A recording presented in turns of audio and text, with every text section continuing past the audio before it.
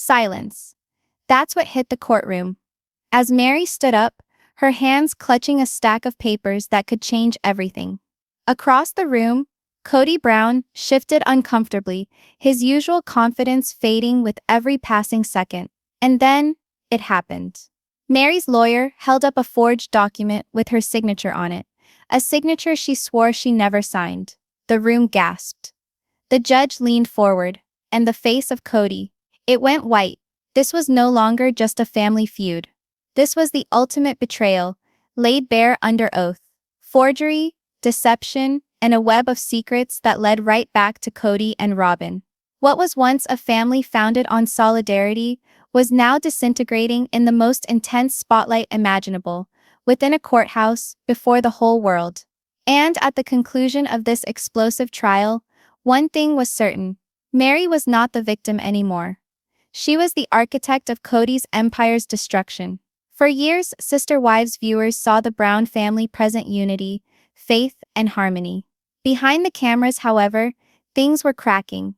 Meri, Kody's first wife, was generally depicted as cold, sometimes distant, and alone. Many thought she was quietly disappearing from the scene. Actually, she was learning something a lot more heinous. Whispers started when Meri sensed strange alterations in business transactions related to the family. Land titles didn't register with her records. Funds that were supposed to be in joint accounts had discreetly vanished. And then there was the shocker. Legal documents bearing her name and signature, but she had never signed them. That revelation set everything off. If the papers were forged, it wasn't only a breach of trust, it was fraud. And if fraud, someone had planned it. All the evidence seemed to lead back to the man she once trusted with her life. Kody Brown. Things seemed perfect from the outside. Millions of fans watched every season of Sister Wives, captivated by the odd family situation. 4 wives, 1 husband, dozens of kids, and a lifestyle based on faith and solidarity. On TV, it appeared dramatic. Yes, but inspiring. Kody Brown was at the helm, radiating confidence, leadership, and control. Behind the cameras, however, cracks were beginning to appear. Small to begin with, then growing with each succeeding year. And those cracks, if not addressed, would ultimately bring down the whole empire. For Meri, the first wife, the cracks weren't just visible. She felt them, lived them, and bore the weight of them. When Kody married Meri, she was his first partner, his foundation. She helped build the dream that would eventually become the sprawling Brown Empire. Together they imagined a family filled with love, faith, and cooperation. But as more wives joined, Meri's role shifted. She initially attempted to accept the alterations. She accepted Janelle, and Christine, and then even Robyn. She was the pillar wife, the one who was there at the beginning, the one who set the example. But with time, that became more of a cage than a crown. Kody's focus changed, his priorities changed, and gradually Meri started to recede into the distance. Not only emotionally, but legally and financially as well. It started with tiny, almost imperceptible things. Meri would monitor bank accounts and see small discrepancies. A deposit was off by a few dollars. An expense on a piece of property didn't quite match up. She attributed it to herself at first. Big families have big bills. Things get misplaced. But then it started to materialize. Meri found herself with a copy of a document of property that she had never laid eyes on. To her horror, her own signature was neatly typed at the bottom. It resembled hers at first glance, but in her heart, she knew something was amiss. The pen lines, the slant, even the curve of her name, it was not her writing. Her gut plummeted. She recalled the very second she muttered to herself, "I didn't sign this." Meri approached Kody. He defended himself, even dismissed her. Told her she was overthinking, that the documents were normal, that she must have just forgotten signing it. But Meri remembered. She recalled every contract, every form, every time she'd ever been asked to sign her name. This wasn't one of them. The epiphany struck her like a lightning bolt. If her own name could be forged once, how many times had it been forged? And if Kody, or whoever was close to him, was willing to break that rule, what else were they concealing? Doubt became fear. Fear became restless nights. Meri started digging. She started small, working her way through old family records, mortgages, land deeds, business deals. She saw patterns, incongruent signatures, mismatched dates, legalese that seemed purposefully obtuse. And then the larger revelation. A number of properties that once were to bear her name no longer did. They had been subtly relocated, reassigned, or sold. On paper, it appeared as though Meri had voluntarily stepped aside, but she hadn't. Someone was deleting her from the empire she had helped create. The psychological cost was immense. Each successive piece of evidence stung like a betrayal. This wasn't economic manipulation. It was betrayal at its worst. Just imagine the tempest brewing within her. For decades she had remained loyal to Kody, through better and worse. She tolerated the challenges of plural marriage, the jealousy, the compromises. She sacrificed fragments of herself for the sake of family harmony. And now, she was finding that the very person she trusted most had perhaps arranged her elimination from all they had constructed. Late at night, she relived instances in her mind. Kody's smiles, his commitments, his assurances. Were they all deceptions? Had he plotted all this over years? Or was this Robyn's doing, tempting him with whispers to tighten his control? Meri's heart broke with every possibility, but heartbreak soon hardened into resolve. At first, she thought about staying quiet. The Browns were public figures. Taking this to court would mean dragging everything, the lies, the forgery, the betrayal, into the spotlight. The media would feast on it. Fans would dissect every detail. But then she glanced at the proof once more. Page after page, evidence after evidence. She knew that silence wasn't safeguarding the family. It was permitting the lie. Meri decided. She would not be erased. She would not be silenced. She assembled her proof. She interviewed lawyers. And gradually she started constructing the case that would ultimately shake the entire Sister Wives world. Session 1 is not only about uncovering forgery. It's about the time Meri transitioned from victim to warrior. The cracks in the empire weren't merely monetary. Those cracks were personal, emotional, and spiritual. For years the fans regarded her as the fading wife in the background. But behind scenes, she was constructing a puzzle that would reveal it all. And as she got ready for the courtroom battle, something became apparent. The empire wasn't falling apart on its own. It was being dismantled by the same lies it was founded upon. By the time session 1 concludes, the die is cast for the courtroom drama. Meri has the proof. She has the conviction, and she has the truth. But she had enemies too. Powerful ones. Kody and Robyn, determined to defend their dominance, would do anything to defend themselves. The coming fight would not be about papers and ink. It would be about revealing the soul of the Brown dynasty itself. And when finally that gavel came down in court, the world would know just how deep the betrayal cut. The cracks in the empire were no longer hidden. They were jagged and wide and impossible to miss. Meri had uncovered the unthinkable. The betrayal wasn't emotional. It was ink. And as she teetered on the brink of war, one thought ran through her mind. If Kody needed to erase her, he would have to do so in public. And Meri? She was determined to go to war. Initially, Meri wrestled with denial. How could Kody, the man she gave up so much for, sink so low as to forge her signature on official documents? But the deeper she looked, the uglier it got. Properties that were meant to be under her name had been silently transferred into other people's hands. Business accounts tied to the family's businesses displayed her authorization, only the signatures weren't hers. In one shocking moment, Meri realized she had been legally written out of her own stake in the empire. Everything she had invested, time, money, energy, was being stolen in plain sight. Friends close to her urged silence. Don't go to war with Kody, they warned. But Meri's spirit was stronger than the lies. She decided to gather proof, document every forgery, and prepare for the fight of her life. That's when the court summons was sent out, and the clock started ticking toward the most shocking confrontation in Sister Wives history. Meri sat by herself at her kitchen table, the soft glow of the overhead light casting long shadows across the documents laid out before her. Every document weighed more heavily than the one before. These weren't papers. They were tools. and they were pointed straight at her. Her fingers shook as she followed the signature on the bottom of one of the contracts. It was her name. It bore a resemblance to her handwriting, but she knew, it wasn't hers. "He would do this," she murmured. But the answer was already scratching at her mind. It couldn't be a stranger. This wasn't random. This was a person from the inside.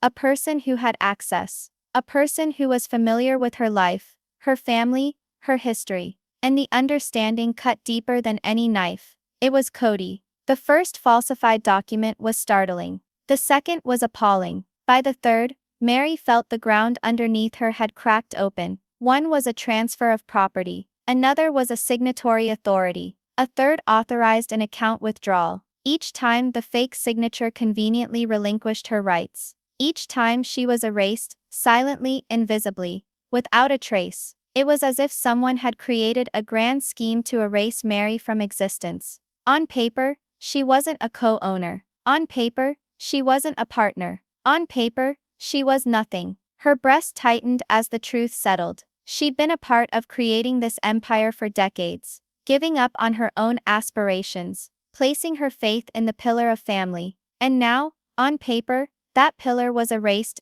Betrayal hurts most when it's silent. Kody hadn't screamed at her. He hadn't reproached her. He hadn't even cautioned her. He just acted, in silence, in the shadows of paper. And Robyn, sweet, smiling, always innocent seeming. Robyn, her name appeared on more and more of these papers. While Meri's name vanished, Robyn's presence grew. Property shifted into her possession. Businesses restructured in her favor. It wasn't just forgery. It was a replacement. The betrayal wasn't legal. It was personal. Meri wasn't just being omitted from contracts. She was being omitted from the family. One evening, after several hours of cross-verifying records, Meri slumped into a chair and gazed at the evidence on her table. She recalled the day she initially married Kody, the vows he promised, how he took her hand and promised that they'd do all this together. And now, years later, she was facing his betrayal, his handwriting,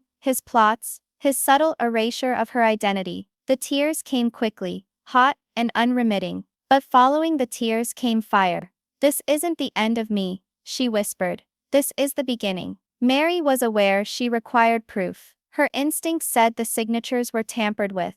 But in court, gut instincts don't count. She required experts. So she contacted, covertly, discreetly, a handwriting expert scrutinized the papers. The finding was harsh but affirming: the signatures were counterfeit. All of them. The expert explained the facts. The strokes too similar. The pressure irregular. The manner in which the signature was drawn and duplicated. To the unaided eye, it seemed genuine. Under examination, it was not. Meri both felt relief and anger. Relief that she wasn't losing her mind. Anger that someone she cared about went so far to try to erase her. Meri couldn't keep this hidden. She needed to tell someone. So she looked to a friend outside the family unit. She spread out the papers, told the tale, and watched as her friend's expression changed from confusion to shock to anger. "They robbed from you," her friend said pointedly. "This isn't betrayal. This is a crime." Hearing that aloud was like a shock of electricity. For weeks, Meri had been sinking under the weight of doubt, wondering if she was being too dramatic. But now somebody else saw it too.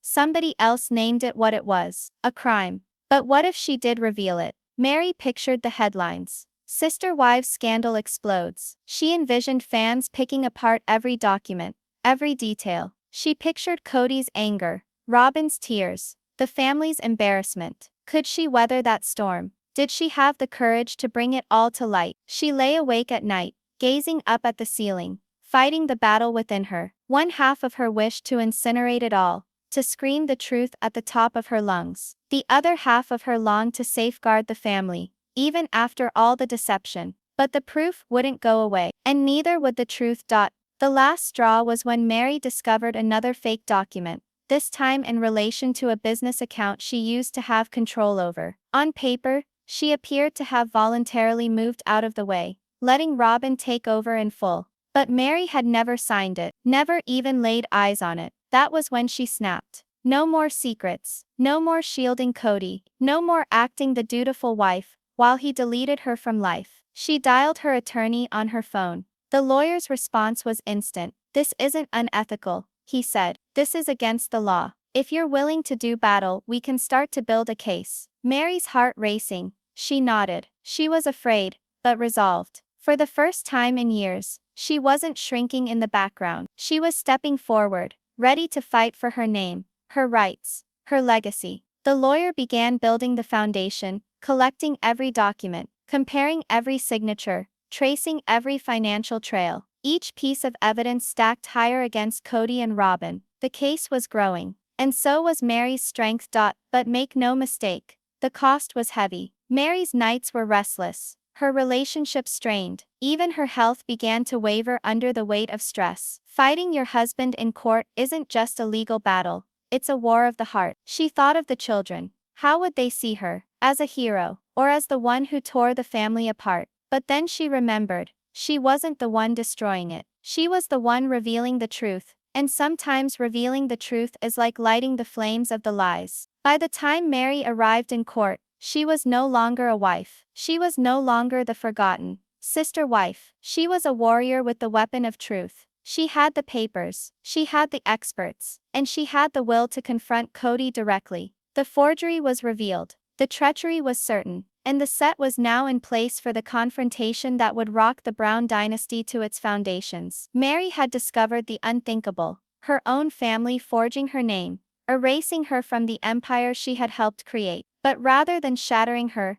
it set fire to her soul. The documents weren't proof, they were ammunition, and in the courtroom, she would use them with deadly accuracy. The forgery was revealed, the betrayal was revealed, and Kody Brown was unaware of the tempest brewing. The courtroom was full, reporters, interested fans, and even estranged relatives, hoping to catch a glimpse of what was about to happen. On one side, Kody and Robyn were holding on to each other, their faces pinched with tension. Across from them, Meri stood tall, her attorney by her side, grips on binders full of evidence. Her lawyer began with precision, presenting one forged document after another. The judge examined each carefully, noting the inconsistencies. The signatures were identical, too identical. Experts testified that they were copied, traced, manipulated. And then came the financial trail. Bank transfers, hidden accounts, properties signed over without Meri's consent. Each piece of evidence stacked higher against Kody, until the mountain of lies was impossible to ignore. Kody tried to fight back, denying everything. He called the claims baseless and twisted,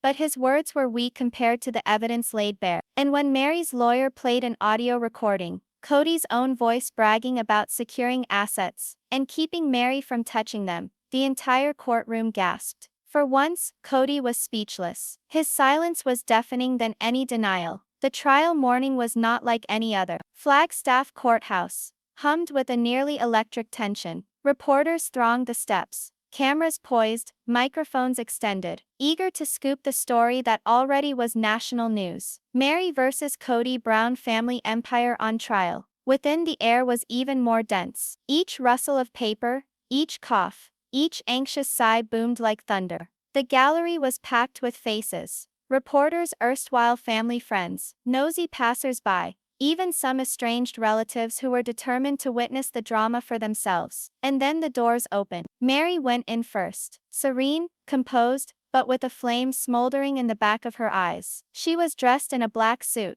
unadorned but impressive, a beacon of strength, not show. She had a binder under her arm made of supple leather packed to the brim with papers, the proof that might topple an empire. Moments later, Kody strode in, Robyn by his side. He looked tense but tried to project confidence, adjusting his tie, forcing a smile at the cameras. Robyn clutched his arm tightly, her face pale, her eyes darting around the room. The battle lines were drawn. The judge entered, and silence fell like a heavy curtain. Meri's lawyer stood first. His words were sharp, deliberate and cutting.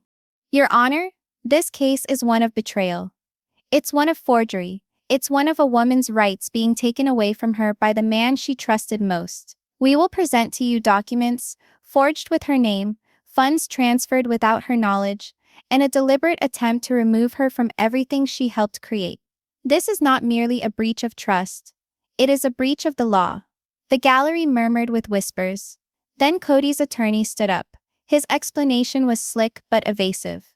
These allegations are baseless. Mrs. Brown is confused, misinformed, and maybe resentful. My client did nothing wrong. Any documents signed were signed by all involved. This is a family squabble blown out of proportion. But the words seemed flimsy. Everyone could sense it. The pressure of Meri's proof hung in the air like a thunderhead about to release. Meri. Quote, son attorney didn't delay. He whipped out the first piece of paper. A deed transfer bearing Meri's signature. Did you sign this, Mrs. Brown? Meri rose, her tone firm. No, I have never seen this document before today. The attorney hired a handwriting expert. The analyst dissected each stroke, each line, each awkward curve of the forged signature. This is not real. It was traced or copied digitally. Kody shifted in his seat. His jaw knotted. Robyn's hold on his arm turned taut. One after another, more papers came out. Bank approvals, business contracts, legal assignments, all bore Meri's signature, and all the experts attested were fakes. The gallery gasped, even the judge leaned forward, furrowed eyebrows. When it was Kody's turn to reply, his words faltered. I did not forge anything. I do not know how those papers were signed. Perhaps Meri forgot. Perhaps she signed and does not remember. I have always been open. But the evidence didn't lie. The signatures weren't just different. They were too perfect, identical across multiple documents. Something no human hand could naturally produce. Meri's lawyer then dropped a bombshell. A financial trail, bank transfers linked to Kody and Robyn. Money moved into accounts that excluded Meri, assets restructured in Robyn's name. Kody's face turned beet red. He shook his head wildly. But the paper trail was irrefutable. Just when the courtroom had thought they'd witnessed the worst, Meri's attorney produced his trump card. An audio tape. It was Kody's voice. I made sure Meri can't touch a thing. She's out. Robyn and I secured everything. She won't even know until it's too late. The words bounced off the walls of the courtroom like a grenade. Gasps filled the air. Some in the gallery put their hands over their mouths in shock. The judge's eyes widened. Kody stood stock still. His face went white. Robyn's hand slipped off his arm as whispers swirled around the pair. Meri remained seated, eyes fixed on Kody, with a faint but unmistakable glint of vindication in her gaze. But evidence wasn't the only weapon. Meri herself took the stand. Her voice trembled initially, but ultimately her power flowed through each statement. I gave decades of my life to this family. I stood by Kody when nobody else would. I believed in our dream. I sacrificed. I suffered. And for that, I was erased. My name was taken. My trust was broken. These signatures, they aren't mine. These deals, they were cut behind my back. Kody didn't only betray me as a wife. He betrayed me as a human being. He attempted to erase me from all that I helped create. But I am still present, and I will not be silenced. The courtroom was silent. Even the judge's eyes softened, obviously shaken by her words. Robyn was next.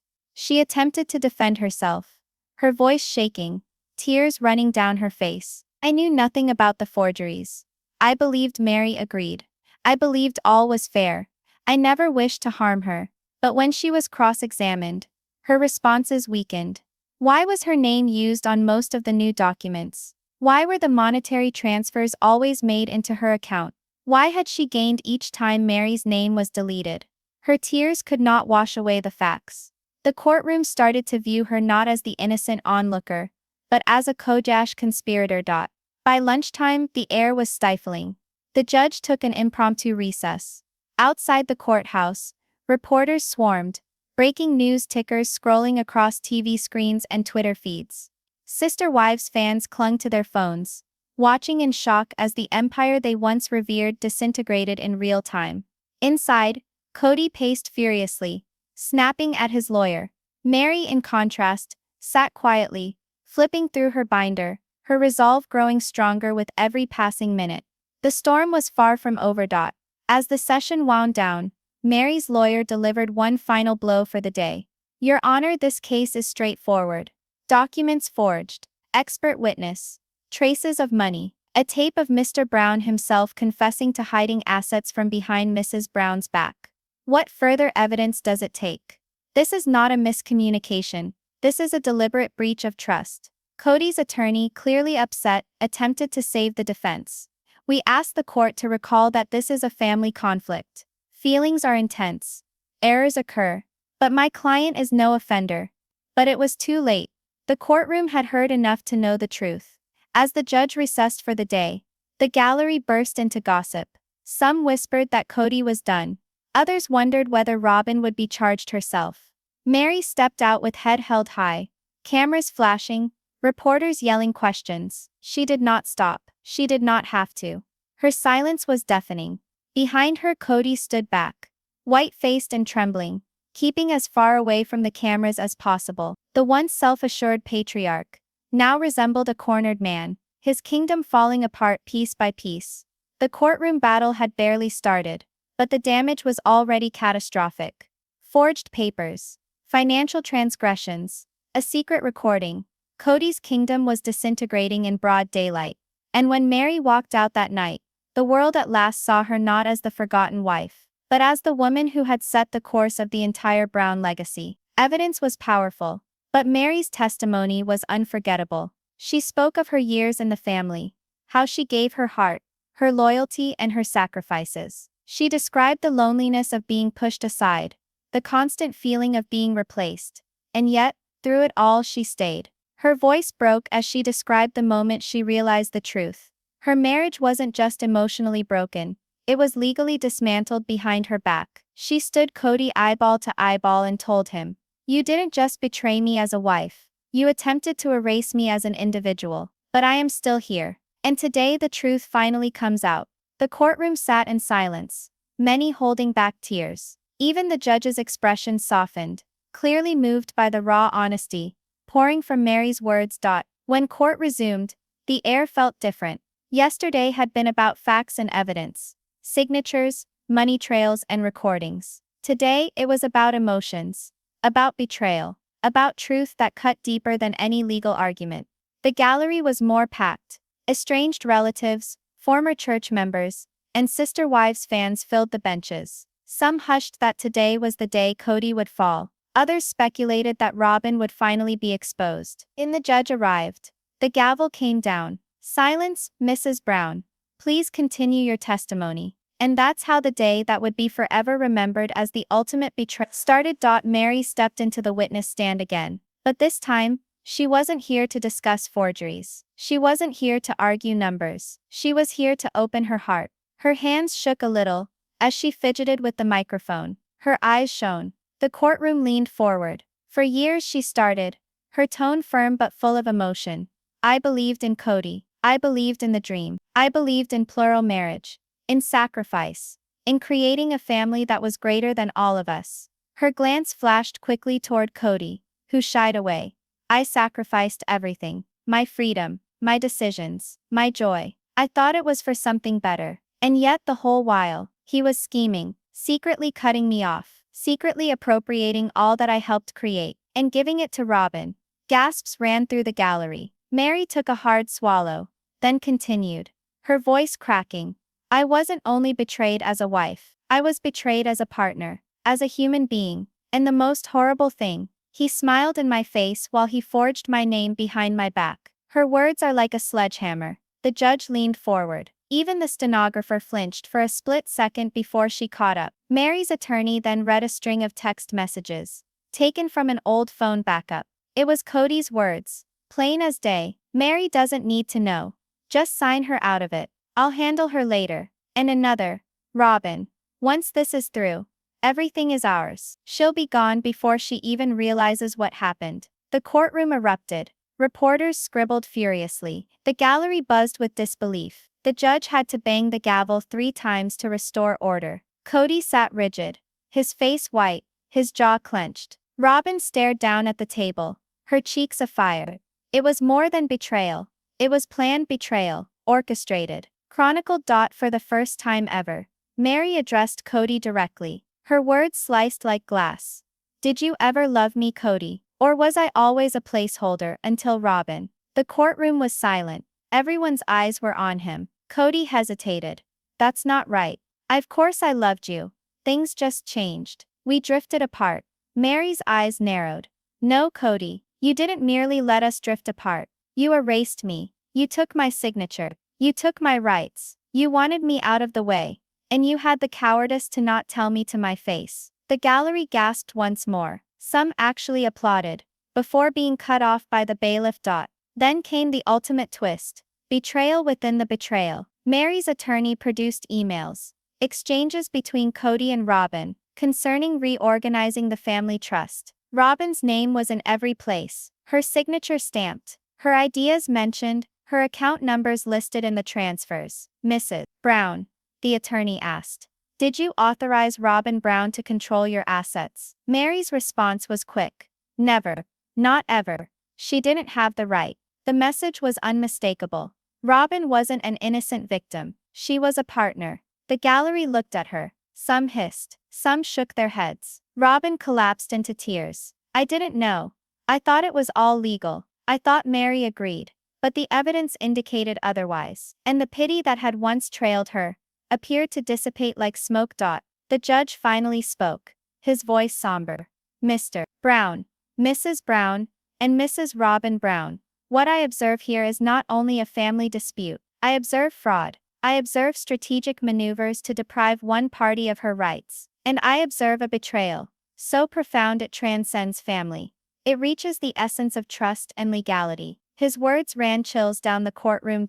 And then, the other Brown wives materialized. Christine sat in the gallery, her arms folded, her face unreadable. Janelle, too, had quietly slipped into the back row. Their presence alone spoke volumes. When Meri stepped down from the stand, Christine reached out, touching her arm gently, whispering something that made Meri's eyes well with tears. It was unity. It was solidarity. And it was damning for Kody. The formerly inviolable patriarch sat alone now, his supports numbered by the second. But Meri wasn't done. She had one final truth to reveal. I remained for so long because I believed that he would look at me again. I believed he would love me once more. But he didn't merely cease loving me. He despised me enough to erase me, and that is something no court, no family, and no excuses can forgive. Her words sat heavy in the air. Robyn wept softly alongside Kody. Kody himself was shattered, a shadow of the man who used to rule a harem of wives and children. The betrayal was absolute. The empire wasn't merely cracking, it was fragmenting. The judge broke for the day. Journalists swarmed outside, microphones in hand, as hashtags such as #KodyExposed and #MeriSpeaks truth trended on social media. Inside the courtroom, Meri emerged in the company of her attorney, her head held high, her gait steady. For the first time in years, she wasn't the quiet, forgotten wife. She was the fighter. Kody sat back in his seat, hunched over, while Robyn scrubbed away at smeared mascara, the pressure of exposure bearing down upon her shoulders. The ultimate betrayal wasn't that Kody had excluded Meri from everything. It was that he did it with Robyn alongside him, smiling to her face as he arranged her erasure behind closed doors. As the courthouse cleared out, one thing was certain. This wasn't simply about money. It wasn't simply about documents or signatures. This was about betrayal on the deepest possible level. A betrayal of trust, a betrayal of family, and a betrayal that could never be reversed. For Kody, his empire he had established was slipping away from him. For Robyn, the innocent wife image was broken. And for Meri, the wife who was forgotten, had now become the voice that could not be silenced. If Kody thought it couldn't get worse, he was wrong. More witnesses came forward. Former business partners testified about shady deals. Friends revealed whispered conversations, where Kody and Robyn allegedly plotted how to secure financial power by sidelining Meri. The puzzle pieces fit together. Kody wasn't just careless, he was deliberate. And Robyn, she was accused of playing her role as the legitimate partner, quietly benefiting from Meri's removal. Every revelation landed like a sledgehammer, shattering the carefully constructed persona Kody had cultivated for decades. The family dynasty wasn't constructed on faith or harmony. It was constructed on manipulation, deceit, and infidelity. The courtroom was more subdued than ever before. Weeks of stunning testimony, wrenching evidence, and earth-shattering revelations had stilled the air in anticipation. Everybody, journalists, members of his family, spectators tuned in online, or knew the burden of what was about to occur. The judge shuffled papers, his face impassive. Meri sat calmly, hands folded together tightly in her lap, her gaze fixed on the bench. She was no longer nervous. She was no longer afraid. She was ready. Kody moved uncomfortably to the side, took a sweat-beaded spot on his temple. Robyn inched toward him, mouthing fearful words, and he shoved her aside. He seemed like a man who knew the empire he'd worked so hard to construct was on the verge of being destroyed. The judge coughed, and the room waited. Having considered the evidence adduced, the judge started, his tone firm and even. It becomes evident that there were signatures made fraudulently in an attempt to deny Mrs. Meri Brown her statutory rights. The transactions, the restructuring of the trusts, and the audios further illustrate a course of deliberate dishonesty by Mr. Brown and with active connivance of Mrs. Robyn Brown. Gasps filled the courtroom. Cameras flashed. The judge went on.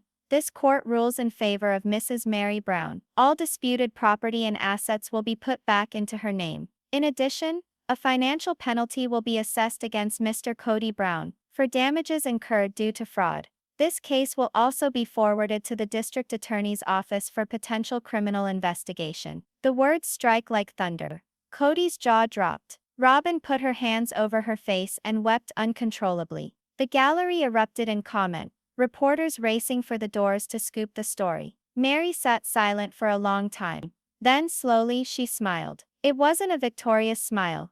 It was a soft, nearly bittersweet one. The type that occurs when justice finally prevails after a long hurting wait. Outside the courthouse, it was a scene of chaos. Reporters buzzed like bees, shouting questions, cameras rolling live. Kody burst out first, pushing his way through the crowd. His face was flushed with rage, his words tumbling out in a hot, angry diatribe. This is all lies. You people don't understand. Oh. Meri's twisting everything. Robyn and we built this family. We sacrificed. And now everyone's turning against us. But his voice cracked. His anger sounded less like defiance, and more like desperation. The once untouchable patriarch was breaking down under the weight of revelation. Robyn followed him back, mascara smudged on her face, and would not reply to questions. She hid her face in her hands, holding onto his arm as they pushed through the crowd. Her arrival changed the dynamics. The cameras swiveled, the crowd pushed forward, but she didn't swing at them. She didn't go off. She stood up straight, her lawyer by her side, and spoke to the microphones. All I ever wanted was fairness.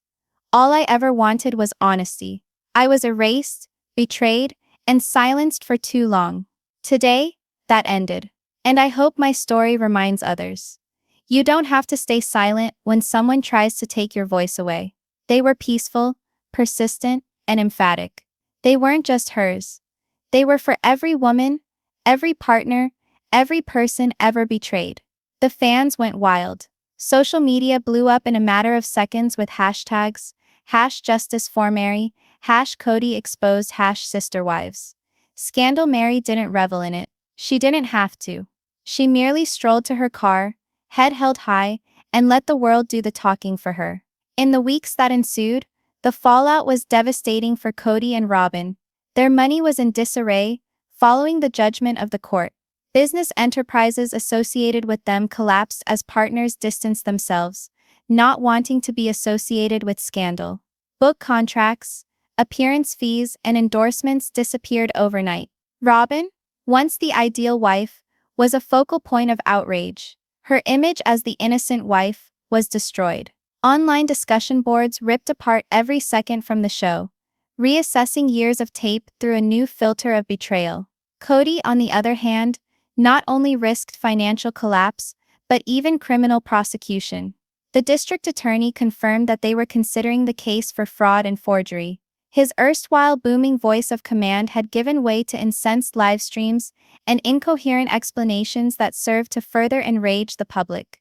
The empire he constructed on the principles of unity, faith, and family had fallen before the whole world. For Meri, the after effects were life-changing. She started her own platform, podcasts, interviews, and speaking engagements, telling her story not as a victim, but as a survivor. She told of resilience, of taking back one's identity, of rising up against betrayal. Her popularity increased drastically. Those who had once regarded her as the passive, background wife now regarded her as a testament to strength. Book publishers stood in line, networks made propositions, and her social media following went crazy with encouragement. But fame, even, was not as important to Meri as the freedom. The burden of betrayal was gone. She no longer bore the silence. She had reclaimed her voice, and with it power. Christine and Janelle, who had sat out the trial, started to voice their opinions more clearly afterwards. Christine stated in an interview, "I watched Meri stand up in that courtroom, and it gave me chills. She spoke for all of us who were ignored, dismissed, or betrayed. What Kody did wasn't just about her. It was about control, and she broke it." Janelle added, "Meri's courage changed everything. She showed the world who Kody really is.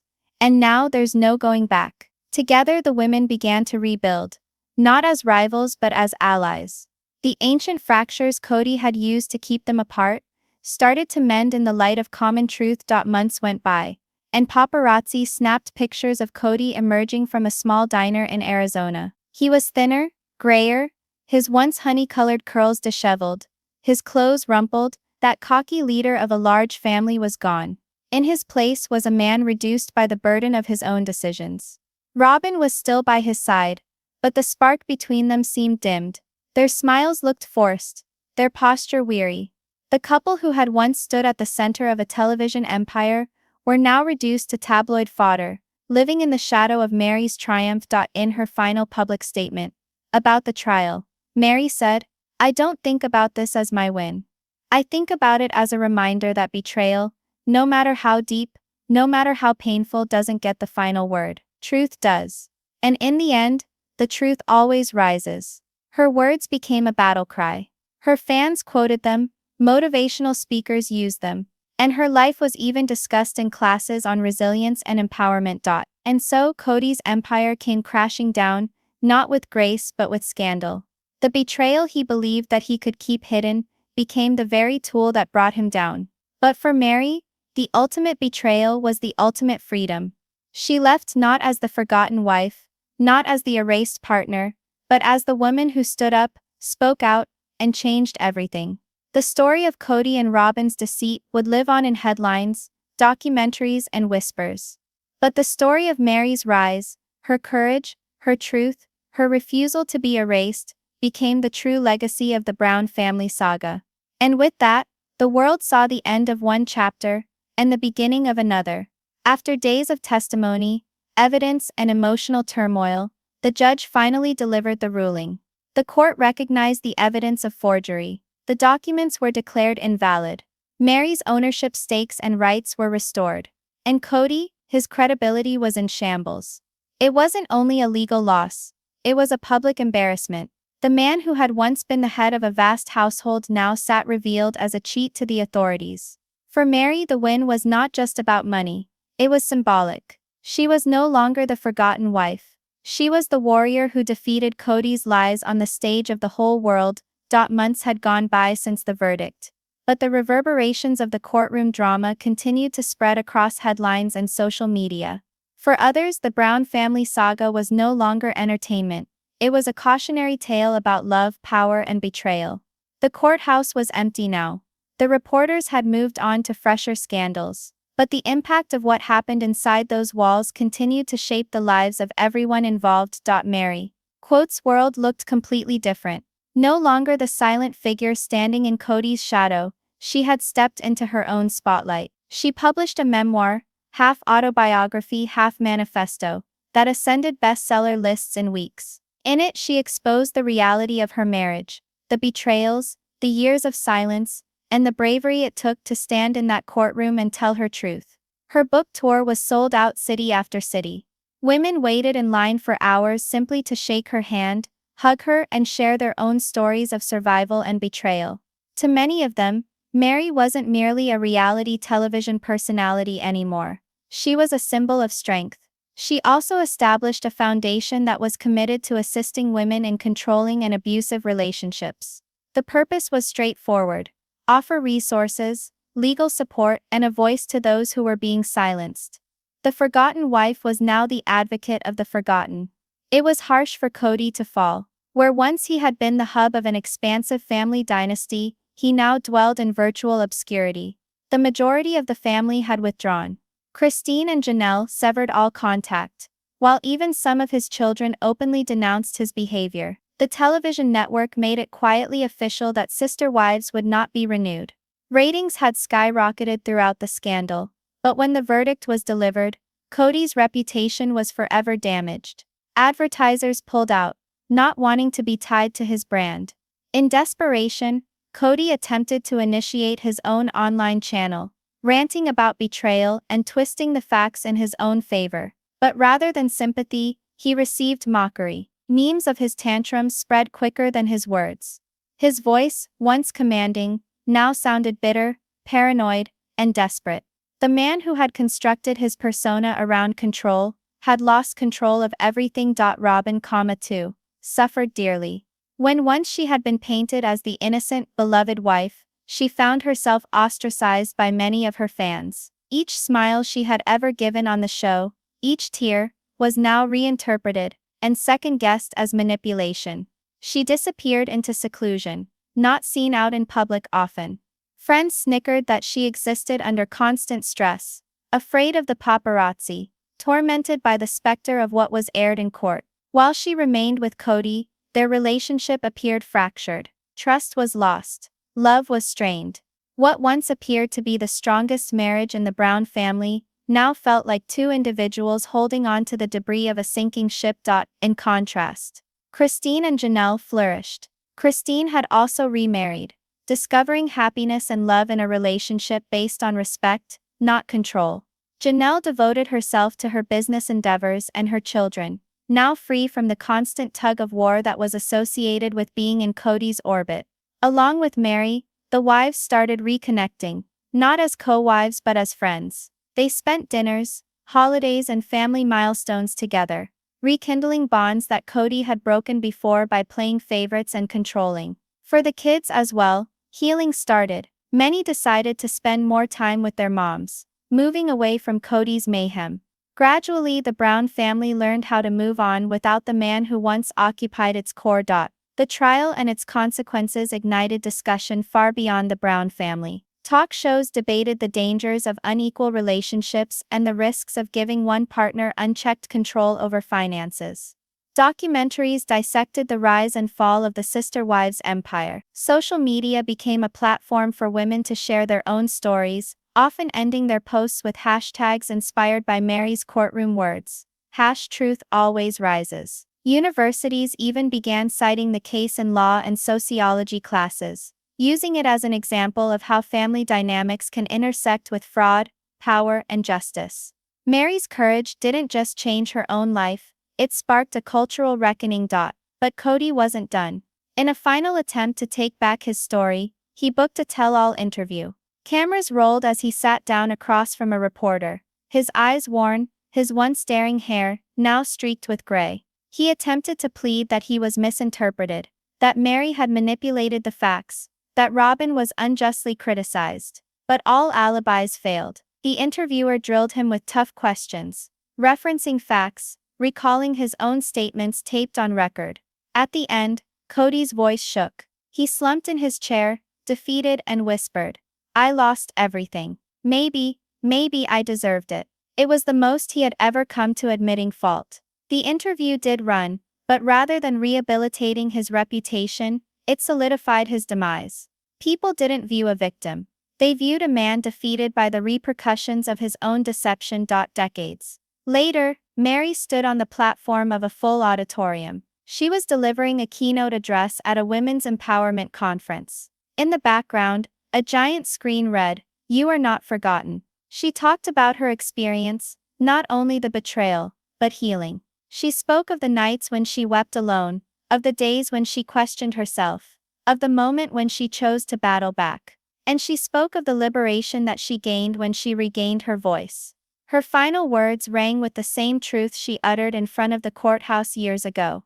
Betrayal doesn't get the last word. Truth does. And the truth will always rise. The crowd stood up, clapping, some of them crying. Meri had not only survived betrayal, she had made it a legacy. The Brown family's story would never be forgotten. It was a story of love and belief, but also of deception and downfall. A story that started with the promise of oneness, but concluded in betrayal and rebirth. For Robyn and Kody, it was a lesson in power misused and trust lost. For Janelle and Christine, it was a tale of liberation after decades of sacrifice. And for Meri, it was a tale of redemption. The erased wife became the voice of truth. The silenced partner became the icon of strength. Her name, which had been a footnote in Kody's kingdom, became the headline of her own narrative. And so, as the years went by, the Brown family legacy was no longer written based on Kody's dream of domination. It was written based on the women who escaped, the kids who found their voice, and the reality that could not be hidden. Ultimately, betrayal perhaps kick-started the tale, but truth completed it. And within that truth, Meri gained not only justice, but liberty. When the ruling broke, fans went wild with responses. Twitter was filled with hashtags, memes, and opinions. Some labeled it as the end of the Brown Empire. Others praised Meri for her courage. But inside the family, chaos reigned. Trust was broken beyond repair. Relationships fractured further. And Kody, he struggled to maintain control. But the world saw the truth. His empire was built on lies, and it had crumbled under the weight of Meri's courage. Outside the courthouse, reporters swarmed Meri. She didn't gloat, she didn't yell, she simply said, "I fought for my truth. And today, justice was served." Those were the words that were heard louder than any news headline. Years had gone by, but the name Brown family was still spoken in a blend of amazement and incredulity. Documentaries streamed on Netflix, podcasts analyzed every single detail, and tabloids featured "Where Are They Now?" Specials. What began as a reality television series on faith and family had become one of the most infamous scandals in recent pop culture. The courtroom betrayal wasn't just a chapter in television history,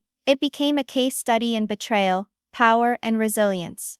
Meri, "A's face appeared on magazine covers. Not as the first wife, but as the woman who stood up." Her memoir became required reading in some college courses on women's studies and sociology. Teachers pointed to her tale as a lesson in empowerment, how silence is broken, how control is confronted, and how one voice can change a cultural discussion. Her organization expanded into a national network, assisting thousands to leave coercive relationships. Survivors sent her letters, expressing gratitude for providing them with the strength to leave. Meri had moved from erased to eternal. Kody's tale, however, turned dark. He never regained his reputation. Gimmicks to recast himself as a motivational speaker failed. Book contracts collapsed. Even his YouTube diatribes lost viewers, with the majority of commenters ridiculing instead of defending him. In the end, he pulled almost completely out of the public eye, living in quiet obscurity. Those who chanced upon him infrequently reported him as a man older than his years, bitter and alone. His booming voice, the one which bellowed at wives and children, fell silent now. Robyn vanished from the headlines as well. After years of exposure, she disappeared into privacy, venturing out of the house only occasionally. Her children, once recorded for millions of viewers to see, grew up hidden from cameras, sheltered from the scandal which had tainted their family name. She was only seen in the occasional sightings, keeping her head down, eschewing eye contact with curious onlookers who recalled that she was part of the erasure of Meri, where she once played the favored wife. She now was revered as the woman who was with Kody when the empire crumbled. Christine and Janelle prospered beyond their wildest dreams, while they were in the plural home. Christine's new marriage thrived. Her wedding was a public celebration, a moment of happiness that was the antithesis of the past's pain. She frequently spoke of how liberty had provided the opportunity for her to find true love. Janelle, on the other hand, became a business leader. She took her health and wellness firm nationwide, becoming a leader among entrepreneurs. Together, the women became symbols of strength. Their relationship with Meri grew stronger, the three of them appearing together at family functions or conferences, no longer constrained by competition, but tied together by survival. Perhaps the most resonant sounds of the scandal emanated from the Brown children. Some penned essays. Others provided interviews. A few even made their own documentaries. They testified openly about being raised in a house where favoritism, manipulation, and secrecy divided them. A daughter remarked, "We all thought silence was the norm, but Mom taught us differently. She taught us that we had the right to speak." Their words gave the legacy a new layer, not merely wives and husbands, but about the intergenerational wounds left over, and the healing that occurred when the truth was finally told. The Brown scandal was something of a cultural reference point. Late-night talk shows made jokes about it. True crime podcasts dissected it in graphic detail. And memes memorialized Kody's breakdown in the courtroom.